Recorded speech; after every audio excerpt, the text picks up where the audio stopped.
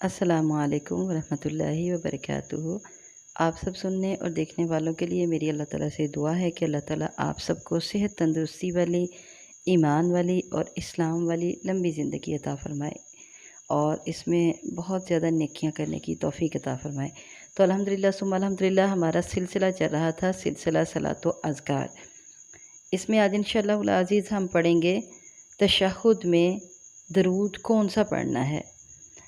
اور جیسا کہ پہلے ہم پڑھ رہے تھے، اگر ہم نے 4 رکعتیں پڑھی، پہلے ہم کیا پڑھ رہے تھے؟ قعدہ اولیٰ کے بارے میں۔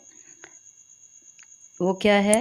جب ہم نے 4 رکعتیں پڑھنی ہیں، نیت ہماری 4 رکعتوں کی ہے، تو 4 رکعتوں کے اندر 2 رکعتوں کے بعد جب تشہد میں بیٹھتے ہیں تو اس بیٹھنے کو قعدہ اولیٰ کہیں گے، یعنی پہلی مرتبہ بیٹھنا۔ اب اس تشہد میں سب سے پہلے جون سی دعا پڑھنی ہے وہ ہم نے پڑھ لی، التحیات والی۔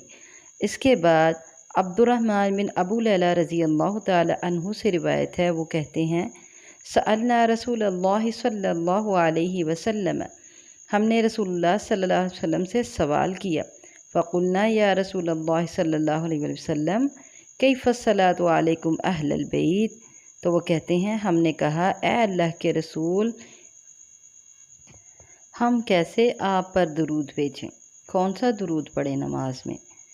تو نبی کریم صلی اللہ علیہ وسلم نے خود ارشاد فرمایا، قال قولوا، تم کہو اللہم صلی علی محمد وعلی آل محمد، اے اللہ رحمت فرما محمد صلی اللہ علیہ وآلہ وسلم پر، وعلی آل محمد اور آل محمد یعنی محمد صلی اللہ علیہ وسلم کی اولاد پر، کما صلیت علی ابراہیم وعلی آل ابراہیم انک حمید مجید، جیسے تو نے رحمت نازل فرمائی ابراہیم علیہ السلام پر اور ابراہیم علیہ السلام کی اولاد پر، بے شک تو ہی تعریف والا اور بزرگی والا ہے۔ اللہم بارک علی محمد وعلی آل محمد، یا الہی برکت نازل فرما محمد صلی اللہ علیہ وآلہ وسلم پر اور آل محمد صلی اللہ علیہ وآلہ وسلم پر، کما بارکت علی ابراہیم وعلی آل ابراہیم انک حمید مجید، جیسے تو نے برکت نازل فرمائی ابراہیم علیہ السلام پر اور آل ابراہیم علیہ السلام پر، بے شک تو ہی تعریف والا اور بزرگی والا ہے۔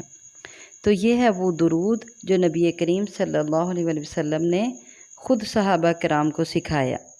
عبد الرحمن بن ابو لیلہ رضی اللہ تعالی عنہ کی حدیث ہے اور بخاری کی یہ حدیث ہے۔